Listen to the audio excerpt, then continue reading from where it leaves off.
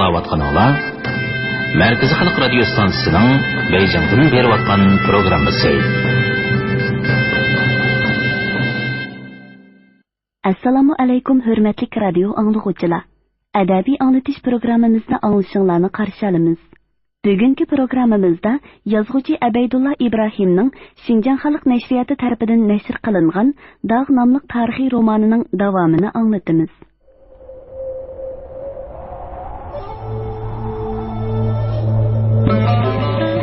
Bir düşman yurtinglarga yupurlib kelib etibdi. Padişahlarni xabardor qilinglar. Fuqarolarga aytinglar, ketishtinglar. Bir umr dag'da qolasizlar.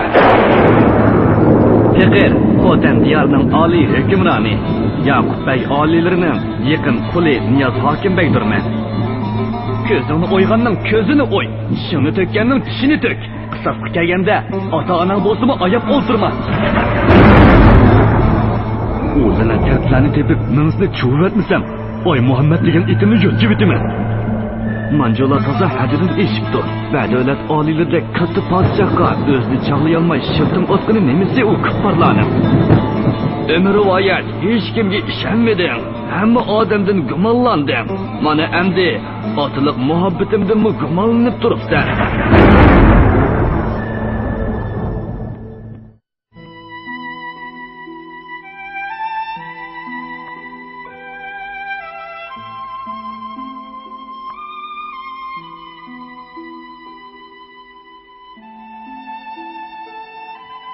Durus.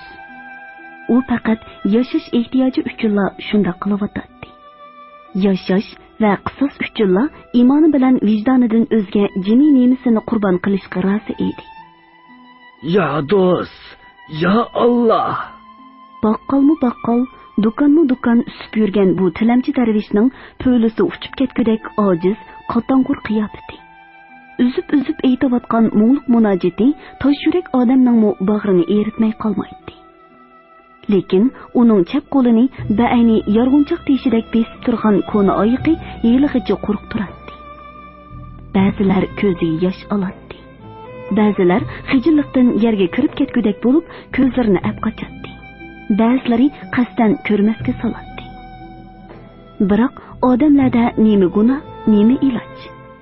Baqqolningmi, yoynichiningmi o'ziga tushliq dardi, non desin non deb nola qilayotgan ushoq bolalari bor-da. Ochliqdan kuniga necha jinoza namozi tushirilayotgan. Bir toldan bir cho'ka oltin barobarda e'tiborlanayotgan bu kunlarda bolalarning yeydig'inini tortib elib, birni ishki qilish maqsadida bozorga ochiqqan kishilarning bir notunish tilamchining oyiqiga bir tiyin, bir burda non, aqallisi bir tol qoq tashlashga ko'zi qiysunmi? Zaman shundoq tursa, endi kimdan og'ring'uluq? Ya do'st, ya Alloh. Birdamu orom bermayotgan choplashqoq ko'tal kepak darvishning munojatini bir qancha qaytim uzib qo'ydi.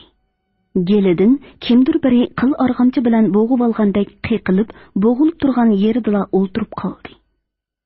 Yo'tal sal orom berganda bo'lsa, tirishib yana o'rnidan turib ketdi. Lekin u jiniga qas qilayotgan qarg'ishdek yo'talga. Oyoqlarining suvga tashlangan chalmadek bo'shib ketishlariga yanala bo'y bermadi. Yo'talini yo'talib etib, chekisidan tomchib turgan tarini surtib etib, yashash yo'liga yana qadam qo'ydi. Ya do'st, ya Alloh. Ko'chining oxirimi ko'rinib qoldi. Xudoning rahmi keldimi yoki taqdirning ichi og'ridimi? Ko'cha bo'yidagi yoymada o'ltirib, sovuq suv bilan non yeyotgan yashangan baqqol umidsiz holda ketayotgan darvishni to'xtatib elib, oyiqiga yerim zag'rini tashlab qo'ydi. Kepak darvishning tuman bosgan umid osmonida tuyuqsiz quyosh chaqnab qoldi. Yosh tig'i qetib qolgan ko'zlari yo'g'on echildi. Qo'rq bosgan chiroyi texmi qo'rilib, kulgiga o'xshabrab ketadigan alomatlar paydo bo'ldi. Lag'man piltisidek yumshoq, egilib ketgan putlari birdilla ruslandi. U sapoyisini beliga qistirib, oyiqini yerga qo'ydi. Oltundek seriq yerim zag'rini ko'zlariga surtgandan keyin olqonlarini juplab, kamdan kam tepiladigan bu saxovatchiga chin dilidan duo qildi. Sehi jannati, Xudo rahmati, Allohu akbar. To'xtab tur, darvish. Mengishqa tamshalgan kepak darvish qadimiga chek qo'ydi. Nari tortqandek guldirlagan ovoz bilan tang kayniga burilib taajjub bilan qordida ishtik qadamlar bilan qo'g'lab kelayotgan heliqi saxovatchini ko'rdi. U texi helila 3-4 odamning uning yeniga yugurib kelishganini, uni o'rib elib nimalarnidir pichirlashganini, barmoqlari va zangoqlari bilan o'zini imo qilayotganini ko'rganda qilgan edi. Saxovatchi darvishning oldini to'sidi-da, burni tegib ketgudek yaqin turib, masxara yig'ib turgan ko'zlarini uning ko'zlariga mahkam qadidi. Ko'rsatgich barmoqini darvishning burniga tirab turib dedi: "Sen texi do'ppimizga jigdi solay debsina aldamchi. Kechlari hokim begining batti polosini yap, kunduzlari qalandar surtiga kirib olib, gap tinglaysan.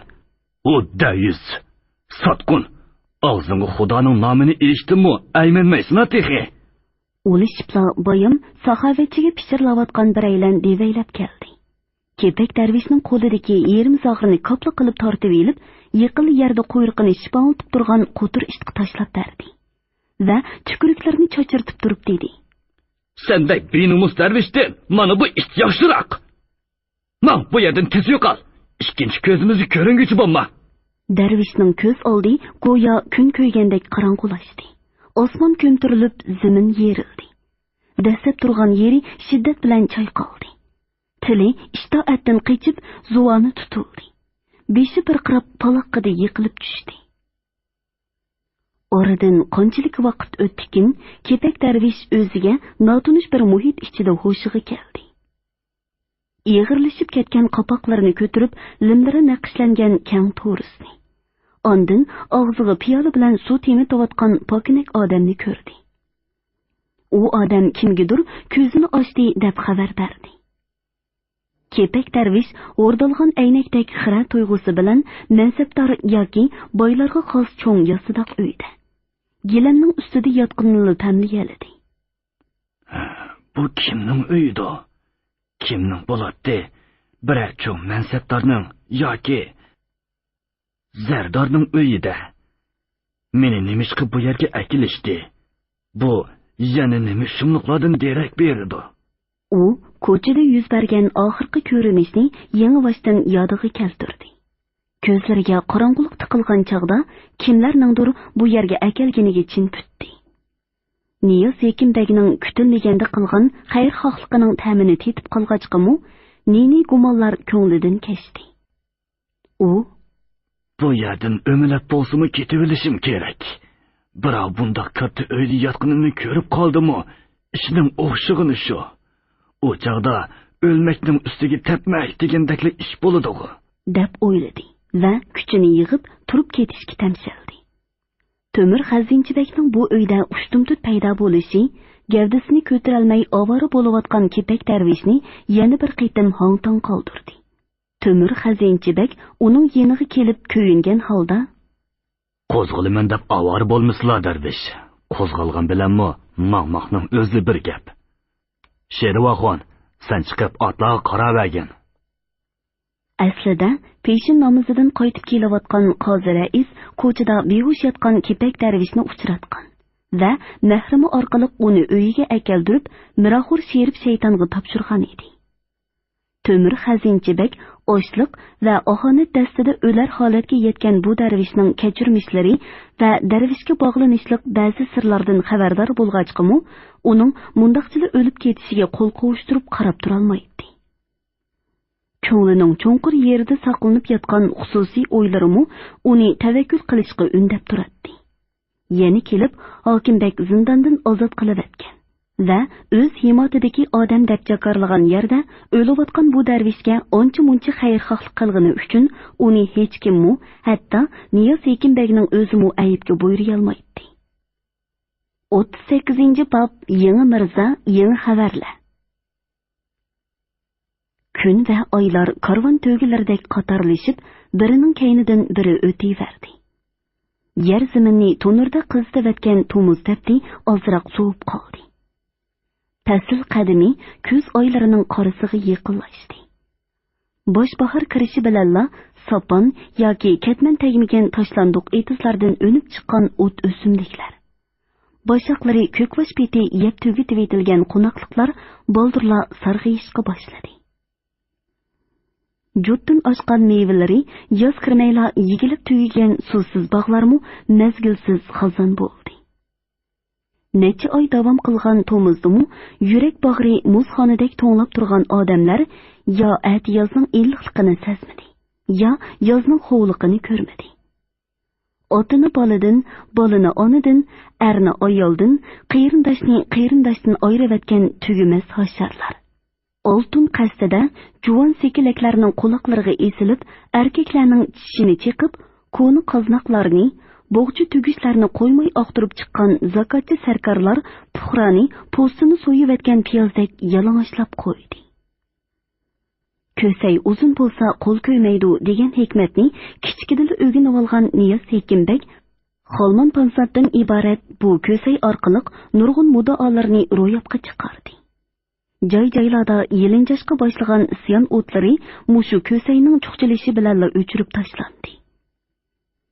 Holliqlarning ho'ylisidan, nomratlarning ustisidan tortib elingan gilam va matolar Lodoq yo'li bilan Kashmir, Hindistonlarga, yuzga yaqin ustaxonalarda tayyorlanayotgan shoyi atlaslar terak davon ush orqali Farg'ona shaharlariga to'shilib turadigan bo'ldi. Oltin konidan va puhra bisotidan keladigan oltin bilan cho'ntaklarimi xeyli to'mpaydi. Mushularning hammasi xuddi mehr giyohdek manfaat qilib, Niyoz Sekinbekning kasaldan xalos bo'lib, sallamaza saqayib qolishiga sabab bo'ldi. Bugun Allohning ulug' kuni bo'lg'achqimi, havo shishidek suzuk edi. Bir parchami bulut bo'lmagan zangar osmon ko'k dengizdek tavlanatdi. Texi atigangacha yer beg'irlab, to'p-to'zitib yurgan sho'x shamolmu amdi o'zini chetga olgan edi. Biroq shamolsiz, bulutsiz havoni ancha issiq degilimi bo'lmaydi. Betob bo'lib, o'rin tutib yetib qolgan bir necha oydan beri o'rda ahli va jamoatga tunji qitim chiroy ko'rsatayotgan Niyoz Sekinbek bugun xeyli xushxuy ko'rinadi. U odati bo'yicha Yoqubbekning huzuriga yo'llanadigan ozniliq tortiqning cho'ng masjid oldida yo'lga selavatgandan keyin cho'ng jamoat qurilishiga qarab piyoda ketayotdi. Bir qo'lini qilichning sepidan ayirmay, jangohga ketayotgandek maydisini kerib kelayotgan Xolmon Pansatqimi. So'l tarafida paypaslab mengayotgan Mollaji Turabqimi o'zicha chaqchaq qilib qo'yadi. Kelib etib, qo'l uzatayotgan hojatmanlarga mirzlari orqali pul pichak tashlab beradi. Hatto odatini buzib, ularning duosi tugigicha toqat qilib saqlab turadi. Xotanga oyoq bosgandan beri uning to'pig'i dastiginini hech kim ko'rmaganga o'xshash, xayri saxovat qilganini hech kim ko'rmagan va anglamagan edi. U o'zini har qanday chog'dikidinmi bakrak bexatar va ko'ksi qorni kengayib qolgandek his qilyotdi. Hokimbek, mansabdor va mahramlar bo'lib, 50 necha kishi ancha uzoq mangmayla shaharning kunchiqish tarafiga joylashgan qurilish o'rniga yetib keldi. Zamonlardan beri qad ko'tarib turgan qadimki masjid chiqib tashlanib, necha 10 ming odam bemalol namoz o'qiy oladigan bu cho'ng jamoaning yasilayotganiga 1 yildan oshgan edi. Baglarning, ishboshlarining tomchilarni do'shkallashlari, osmon palak munarlarga loy tortayotganlarning andishilik cho'qqanlari, lim ko'targichilarning hahulari, to'shik teshiyotgan, yog'i shahardayotgan ustalarning taraq turuqi butkul ish maydonini xuddi ozna bozordek qizitib turadi. Egizrak bir peshtoqda lashkar cheriklarning sipogarligini tomosha qilayotgan, gidiyib turgan Xolmon Pansat, Xo'ja Konning qo'lidan ish kelamdikan degandek, Niyoz Sekinbekka mag'rurona nazar bilan qarab qo'yadi.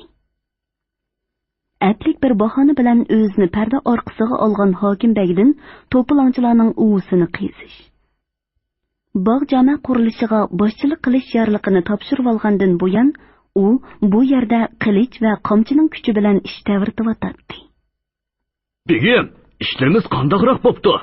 deb so'rab qoldi Amir Lashkar, hayronligini bosolmay turgan Niyoz Sekinbekdan. "Qaltis ish bo'pti, qaltis. Ahli musulmonlarning sajdigohi bo'lgan bu katta imoratga singdirgan ajr mehnatlari uchun Allah Taala sizlarga haddi hisobsiz savob ato qilgusidir. dedi Niyaz Ekinbek javoban. U uzunligi 8 xulach, tomligi 2 xulach kelgudek tarashlangan sagu yog'ichini yelkalarida ko'tarib kelayotgan bir to'p odamlarga qo'lini chinab so'radi. Bunda sarxil yog'ochni ular nerdan akilyotdi ekan? Nerdan bo'ladi? Bu yerga ortiq bir kunlik keladigan yerdan bo'lmamdi. O yerni tarishliq langar deyishidi. Bunda cho'ng yog'ochni akilguncha naq 3 kun vaqt ketadi. Mansitmagan talaffuzda javob berdi Xolmon Pansat. Yersizlar amirlashkar janoblari, o yigitlarning hol ahvolini so'rab baqayliq. Niyaz Ekinbek nemishqudur dimig'ini qiqib, beshini chayqayotgan amir lashkarlarni boshlab pastga tushdi-da, yelkisini tog'dek besib turgan cho'ng yog'ochni yog'ochlarga tashlab berib, amdil o'ri bo'layotgan hosharchilarning yeniga keldi. Hosharchilarning ko'pinchisining mata ko'nglikining murisi titmi bo'lib ketgan edi. Echilib qolgan yoridan qon tapchib turardi. Dumba va gadallarida yo'l tomchi izi ko'rinadi. Horg'in chiroylaridan to'pi o'rlaydi. Tutkul a'zoyi yomg'irda qolgandek ho'l bo'lib ketgan edi. Yurt kattalarining qorisini ko'rgan ishbeshi o'ltirayotgan yeridan chachirab turib ketdi va "Chopson sap bo'linglar, o'lim tikla. Hay, insop, insop!" Ishbeshining qamchi ko'targan qo'li Niyaz Ekinbekning e'tirozi bilan tang havoda esilib qoldi. U qandoq savallik o'tkazganini anqira olmagandek bir hokimbekka, bir amir lashkarga qaradi.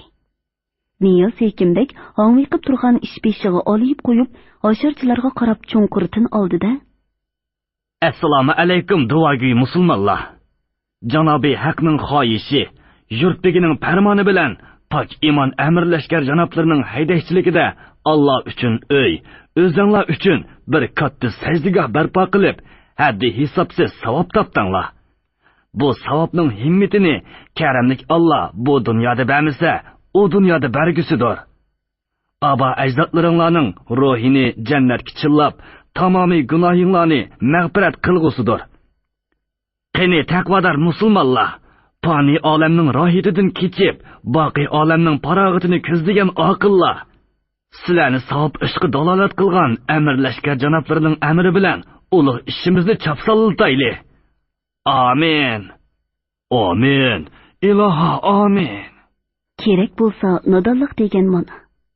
Dushmanini zinhor kechirmaydigan, lekin o'zginimi o'zidek chaqlaydigan.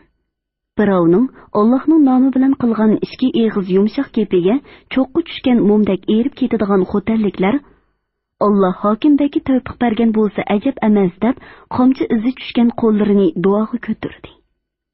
Ba'zilar o'z duosida hokimbekning diyonatiga shukr rahmatlar yog'dirdi. Gavdasini ko'tarishga ojiz kelgan oyoqlari birdilla darmonga to'ldi-da, org'amchi to'qinoqlarini ko'targanicha tarshilik langar yo'liga ravon bo'ldi. Niyaz Ekinbek jangga mongan jangchilardek jasur qadamlar bilan ketib borgan hosharchilarning qarasiga qarab, tisingida kulib qo'ydi. U og'zini ochgan peti hang'iqib qolgan Xolmon Pansatga burilib, "Janoblari, buncha hayron qolgudek nemish bo'ldi bu yerda?" deb so'rab qo'ydi qiyirishqandek. Xolmon Pansat olmon-talmon esini yig'ib, tushuniksizli bir nimalarni dedi. Bu daymina amdi.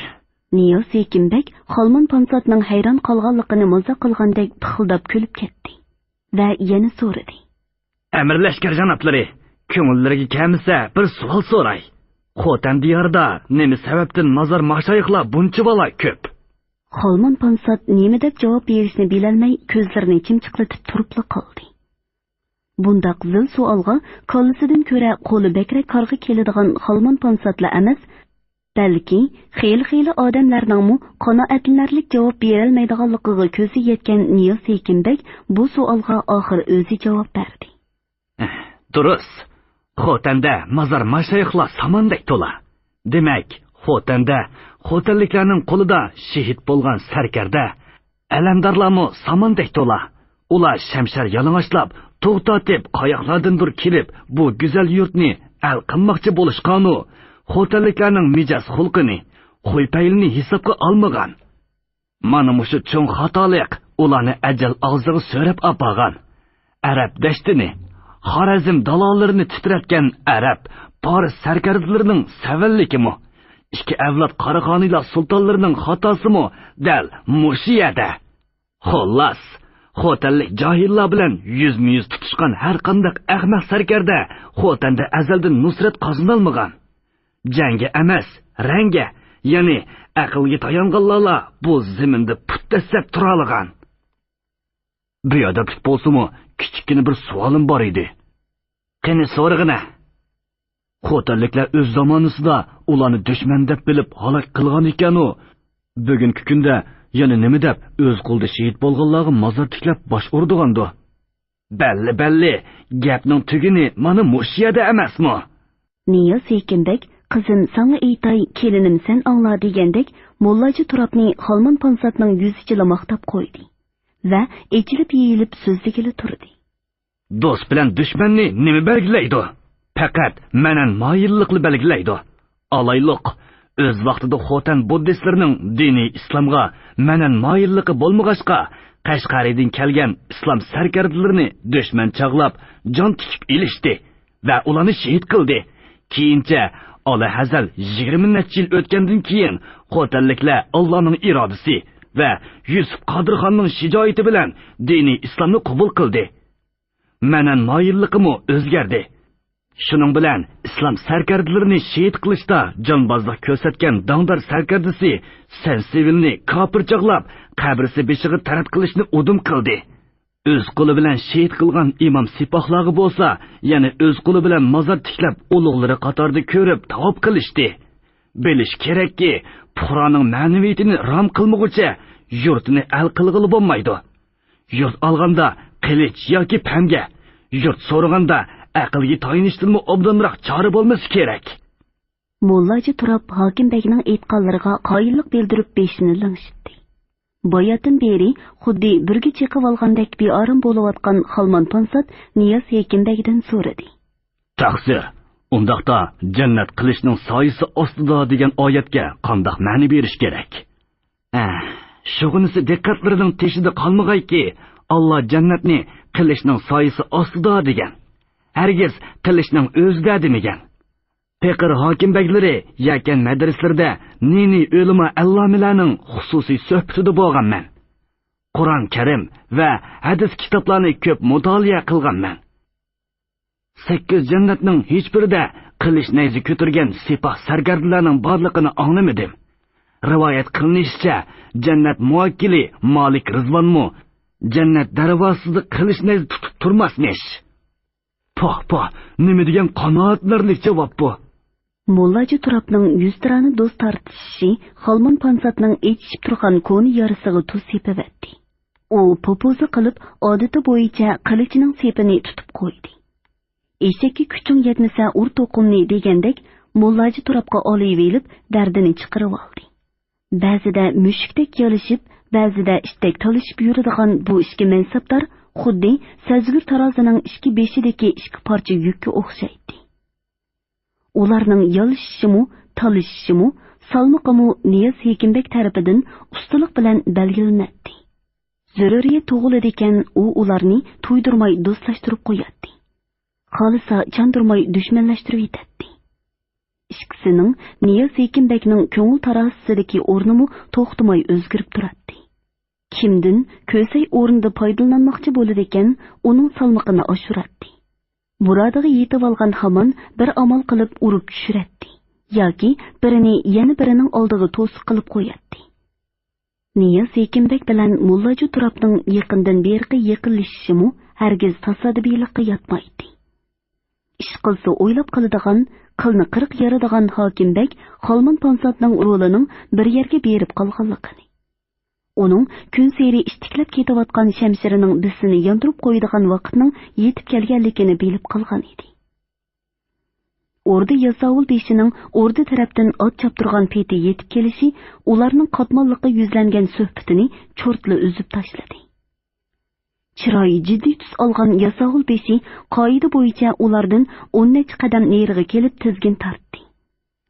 Ondan sakrib tushib Niyaz Ekinbekning oldiga keldi. Uningga bir nimalarni deb pichirladi. Hokimbek Yasovul beshining deganlarini qayta bir qitim angladi va birdilla jiddiylashib, mahramlari tarafga burilib, "Taxtiravon keltiringlar!" deb varqiradi. Niyaz Hekimbek va uning amirlari o'rdiga yetib kelganda, Yoqubbek avatgan yangi mirzabeshi allaqachon yetib kelgan edi. Yeshi alliklarga taqilgan. Quloqlari bilan tutishib ketgan qora soqoli va qo'yuq burutiga bir talmo oq kirmagan egiz bo'y, gavdalik bu odamning divanning to'riga joylashtirilgan omroq taxtiga o'ltirib olganligi Niyaz Hekimbekka uncha yoqmadi. Lekin u kiribla odatda beg amirlari turadigan yerda turib salom berishga majbur bo'ldi. "Assalomu alaykum mirzabeshi, harmag'aylar." Mirzabeshi taxtda o'ltirib beshini ozroq agdi va o'ng qo'lini ko'ksiga qo'yib salom qaytirdi. "Va alaykum assalom." Yoqubbek nima deb yana mirzabeshi avatidi? Mirzabeshi nima deb oldin xabar qilib etmaylar, to'yiqsiz yetib keladi. Bu yaxshilikdan derak beramdi yoki yomonlikdanmi? Abbos Mirzaning o'limi uningda gumon qo'zg'ab qo'ydimi ya? Niyaz Hekimbek taxt oldiga berib Mirzabeshiga qo'l berib bo'lguncha nurg'un narsalarni o'ylab ulgurdi. Yangi Mirzabeshi taxtdan tushib Niyaz Hekimbekka qo'l berdi.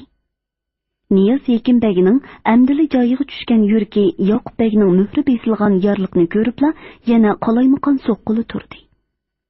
Yoqubbek o'z yorliqida bu yangi Mirzabeshini esil nasablik, alamda va qalamda kamolatga yetgan zot deb ta'riflagan.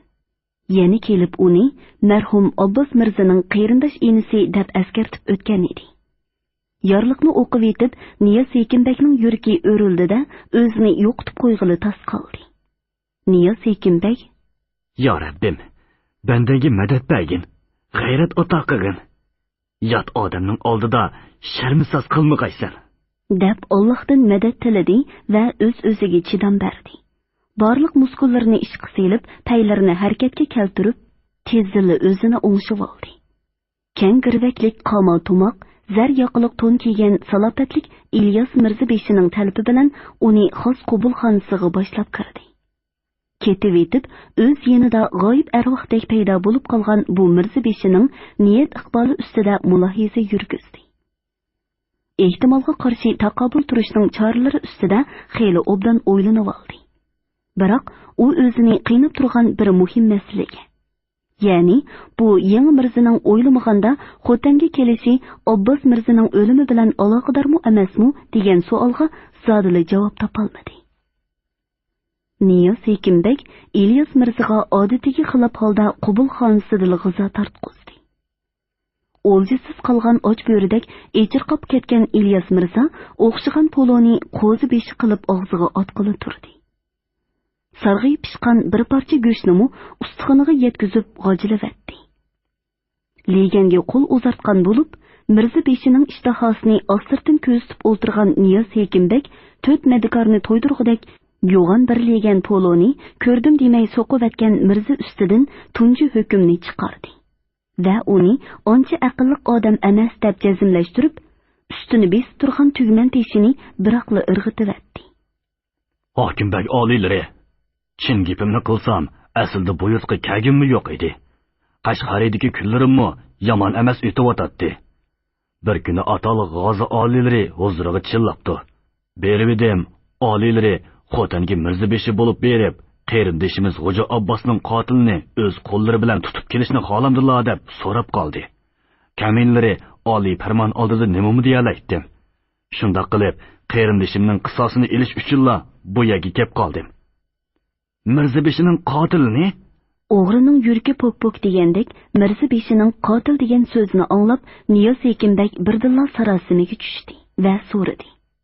Xabarlarda bormi ekan? O'z vaqtida Hamdam Qarmoq degan qotilni oliylarining kesimga yo'llab bergan edik.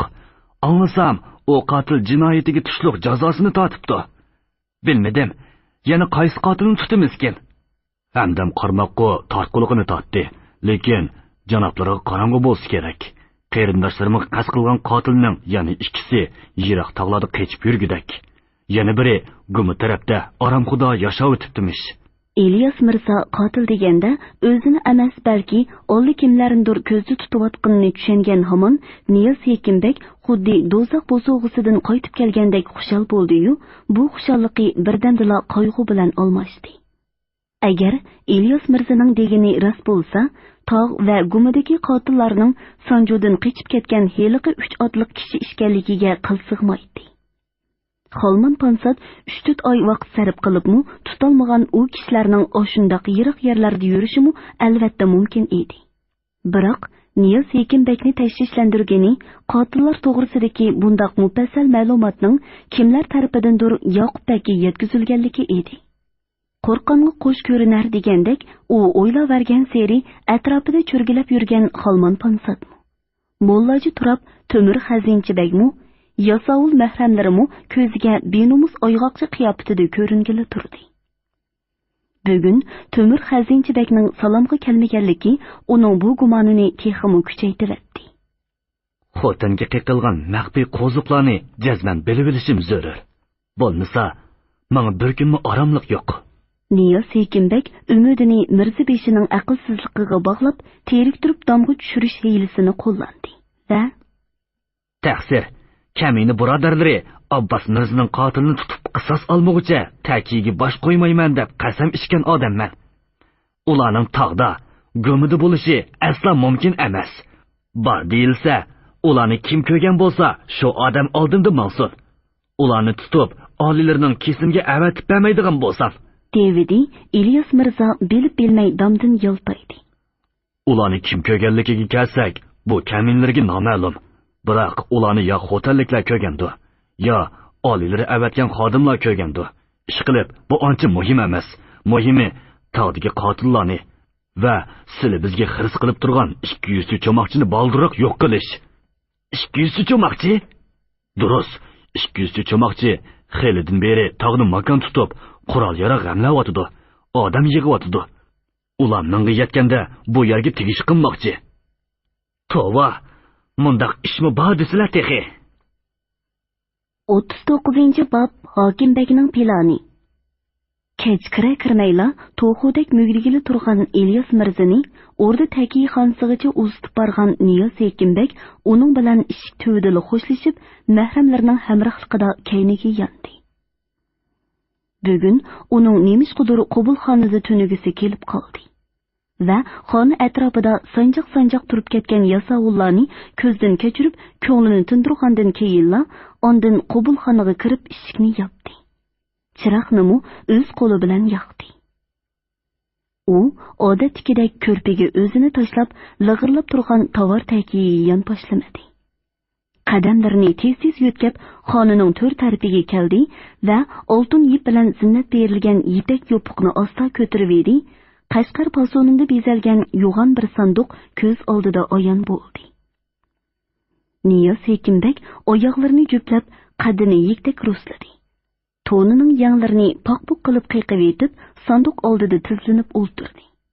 Sanduq ustidagi nefis to'zanni yangi bilan avaylab surtib chiqqandan keyin tavut oldidagi hozir odamdek bir pas sukut turdi-da, titrab turgan barmoqlarini sanduq tarafga uzatdi. Mushuk beshchilik keladigan 3 qulupni orqa-orqadan echib, sanduqning og'zini ko'tardi. Buningdan necha 10 yil muqaddam Dungdarin uni o'ylab qo'yganda hadiya qilgan bu tavarik sanduqda oltin kumushmi, yiqiq javohiratmi yoki unchi marvoyitmi ko'rinmaydi. Faqat yo'g'on bir qora bo'g'chilar dum yotgan qora to'liq odamning dumbisidek cho'qchiyib turadi. Niyaz Hekimbek yanglarini editlab turib, olqonlarni peshiga surtib etib, o'ziga necha 10 yil hamroh bo'lgan bu sirliq sanduq ichiga engishdi. Yeliqi qora bo'g'chini aynak bo'yimni ko'targandek avaylab ko'tirdi-da, gilam ustiga ehtiyot bilan qo'yib, barmoqlarining uchi bilan tugichini yechdi. Bo'g'chida qora yilondek yo'g'ishib yotgan bir o'rimi uzun choch turadi. U bu chochni qo'shqo'llab ko'tirib, to'yg'icha sinchilab qarab olgandan keyin bo'g'chining bir tarafiga qo'yib qo'ydi. Uchisidagi zarboq to'nni silib, pagoh tarafga cho'rivatdi. Qotliqliq turgan yep-yangi ajdaho suratlik durdun parijining yoqasidan tutib, yenik silkivatgandan keyin uchisiga kiydi. 5-ci cərikliq sulalı mənsəbdarlarının mərtəbə belgisi bolğan Qoşteşi nişanlıq qara otuğat onunğa başqaça bir salafət bəxş etdi. O, kötəkdək tom belini 5 ilik kenglikdəki kön kəmər bilan məhkəm bağlığandan keyin qo'llarini keyniga tashlab giralashtirdi. Çatrıqını kərgən peti cho'ng-cho'ng qadam tashlab xonining dal o'tirisiga keldi. Beshini likkida ko'tarib edi, o'tig'atning cho'qqisidagi bir tutam pöpük xuddi shamol soqqandek lapildab ketdi. Tom bilan to'rus orasidagi qandoqdir bir nuqtaga mag'rurona nazar bilan tikildi. Niyoz Ekinbek tikilgan yerda, ya'ni Tom bilan to'rus tutashgan bo'shliqda ajoyib bir mo'jiza yuz berib, egiz yo'lanchuklik bambuk kursida putlarini almashtirib o'tirgan Dongdarin paydo bo'ldi. Uning tamaki xoltisidek sangilgan qapoqlari orasidagi yerim yumuq ko'zidan g'azab ushqunlari chaqnaydi. Shalangsim soqollari dir-dir titraydi. Oppoq buruti to'xtamay likildaydi. U bo'g'im-bo'g'im bambuk xolsini burniga chenab turib, Niyoz Ekinbekni so'roq qilib atadi. Dong Niyoz, men sana hadiya qilgan qoshtishi qulub bo'yningda ko'rinmaydi-ku, deydi u uni ayblab. Dongdarin 13 yoshlik Niyoz Ekinbekka o'z pushtidan tomgan 16 yoshlik o'g'lidan mubakrak amroq edi. Bir puti go'rga sangilgan chog'da topgan ikki o'g'lining do'tligi, kelgani yaverib cho'shqidek samirib ketganligi, beg'am to'g'ri yurak cho'ng bo'lganligi to'g'risida ko'rganlik kishiga dodlab beradi. Boqma bolasi Dong Niyozni bo'lsa, muallimning saviqini asonli o'rganib olalaydi. Kelgusida cho'ng ish ta'virtadigan, Dong jamiyatining chirig'ini o'chirmaydigan qobil odam bo'ladi, deb maqtab ketadi. Shunga u chog'an harpisida Xotan hokimi Alsirbek tortiq qilgan Qoshteshi qulubni o'g'illarining oldida Dong Niyozga sovg'a qilib etgan edi. Texi chog'anliq po'jangda ovozi besiqmayla bu xosiyatli Qoshteshi qulubni ishtar cho'ng o'g'lining yonchuqidan tepib olgan Dongdarin o'g'lidan emas, balki Qoshteshining qadriga yetmay o'g'irlanganligini sezmay yurgan Dong Niyozdan xafa bo'lib ketdi. Dong Niyoz lamjim demay beshini tatilab turaverdi. Dongdarin Qoshteshi qulubni qo'ynidan chiqarib, uning ko'z oldida pulanglatib turib tagiga turdi. Bu xosiyatli tosh kimning? O'zlarining Dongdarin ota. Ha? O'zingga tavan narsni nemishqa mening deyishga jur'at qilmaysa qo'rqanchoq. Hurmatli radio anglag'uvchilar, yozuvchi Abaydulla Ibrohimning Xinjiang xalq nashriyati tarafidan nashr qilingan Dog' nomli tarixiy romanini bugun mush yergacha anglatdik. Davomini atidagi programmamizda anglaysizlar.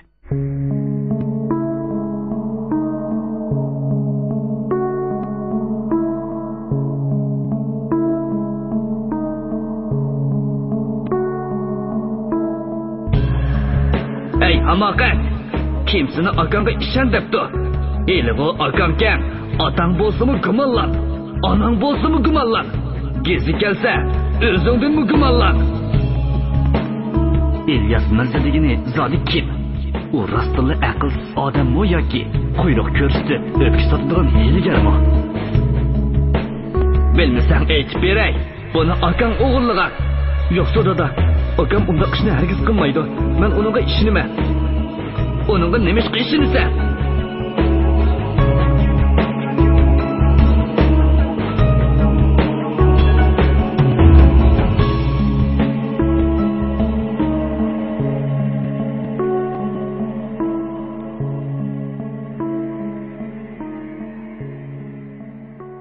Bugungi programmamizning diktorlari Mahira Abdurashid, Shuhrat Abdurahmon, ovoz texniklar Po'lat Tursun, Tahir Yasin, mas'ul muharrir Ilhom Mahmud, Abdurasul Abdurahim, bosh nazoratchi Gulbahor